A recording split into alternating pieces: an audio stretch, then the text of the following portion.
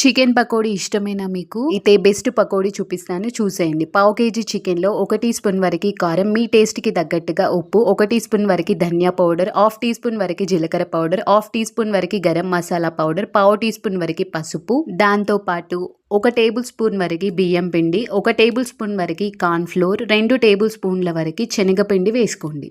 దీంతో పాటే 1 tea spoon వరకి అల్లం వెల్లి ముద్దని వేసుకొని, ఒక 5, 6 పచ్చిమిర్చీలు వేసుకొని, దీంతో పాటే మంచి ఫ్లేవర్ కోసం ఒక 2, 3 రెబ్బల కరివేపాకు, కొంచెం కొత్తిమీర, ఇంకొంచెం పుదీనా వేసుకొని 2 టేబుల్ స్పూన్ల వరకి ఆయిల్ వేసుకొని ఉండలు లేకుండా మంచిగా కలుపుకోండి.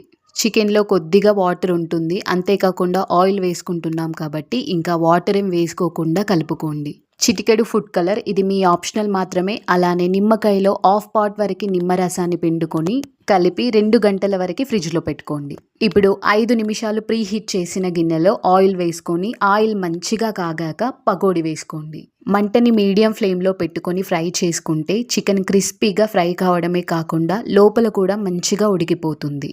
మంటని హై ఫ్లేమ్‌లో పెట్టుకుంటే ముక్కలు పచ్చిగానే ఉండిపోతాయి లోపల. అలా అని లో ఫ్లేమ్‌లో పెట్టుకుంటే ముక్కలు మెత్తగా ఉండిపోతాయి. అందుకే మీడియం ఫ్లేమ్‌లోనే పెట్టుకొని కలుపుకుంటూ ఫ్రై చేసుకోండి. క్రిస్పీగా వస్తాయి. లోపల కూడా మంచిగా ఉడికిపోతాయి.